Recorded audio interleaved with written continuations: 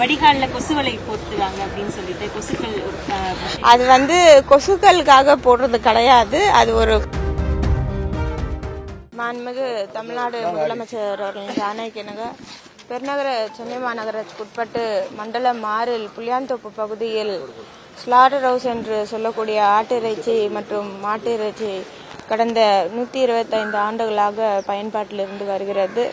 சென்னை மாநகராட்சி முழுவதுமே இது ஆட்டிறைச்சி மற்றும் மாட்டிறைச்சி இங்கிருந்து எடுத்து சென்று ரீட்டைல் கடைகளில் விற்கக்கூடிய அளவிற்கு இதுதான் மிகப்பெரிய ஒரு ஆட்டிறைச்சி கூடமாக இருந்து வந்தது.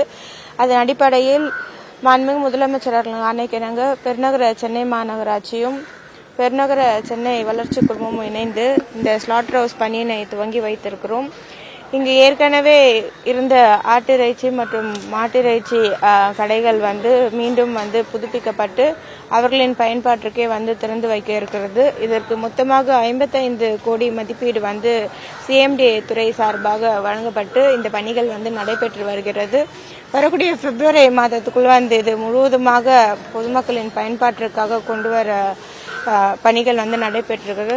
இப்பொழுது இருக்கக்கூடிய அதிநவீன டெக்னாலஜி மூலியமா என்னென்ன முறைகள் எல்லாம் இதுல கையாளலான்ற வகையில இது இடிபி பிளான்ட்டோடு கொண்டு முறையில் இங்க வரக்கூடிய இந்த ஆட்டிறைச்சி மாட்டிறைச்சியிலிருந்து வரக்கூடிய இந்த பிளட் எல்லாமே இதற்கு முன்பதாக இந்த பகுதியில் வசிக்கக்கூடிய மக்களுக்கு அதிலிருந்து வரக்கூடிய துர்நாற்றங்கள்னால பல்வேறு ஹெல்த் இஷ்யூஸ் வந்தது. அது எல்லாமே இங்க ட்ரீட்மெண்ட் பிளான் மூலமா சுத்திகரிக்கப்பட்டு நம்மளுடைய மழைநீர் வடிகாலிலேயே வெளியேற்றும் வகைகளில் இத்திட்டம் செயல்படுத்த இருக்கிறது. அதற்கான பணிகள் முற்றிலுமாக நடைபெற்று வருகிறது.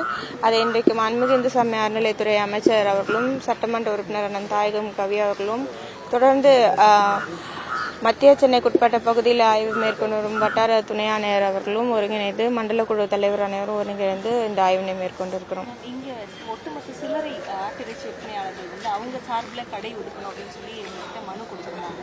அவங்களுடைய கோரிக்கைகள் ஏற்படக்கூடியதா அதுக்கு பரிசீலிக்கப்படும் இல்ல 2-3 பேர் மனு கொடுத்திருக்காங்க. ஆனா இது முற்றிலுமாவே ஆட்டிறைச்சி மாட்டிறைச்சி இங்க கட் பண்ணிட்டு வெளியில போய் தான் ரீட்டைல் ஷாப்ஸ் எல்லாம் சேல் பண்ணுவாங்க.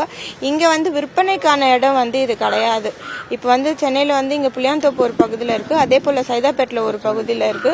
சைதாப்பேட் பகுதியிலும் பூஜை போட்டு பணிகள் மேற்கொள்ள மாநகராட்சி சார்பா துவங்கப்பட்டிருக்கிறது. இந்த பகுதிகளில் முற்றிலுமா ஆடுகளை வெட்டி வெளியில எடுத்துட்டு போய் சேல் பண்றதுக்கு தான் இருக்கிறது.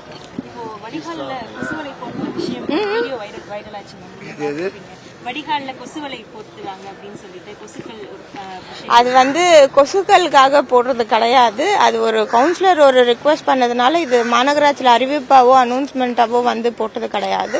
ஒரு கவுன்சிலர் ஐடியா கொடுத்துருக்காங்க, அதை பேஸ் பண்ணி போட்டிருக்காங்க. மற்றபடி அவ்வளோ கான்ட்ரவர்சி ஆக்குற அளவுக்கு அது ஒரு விஷயம் இல்லை. தமிழ் கலாச்சாரத்துக்கு எதிரானது திமுக அசம்பிளி நடக்கும்போது பேசுறது வெளியே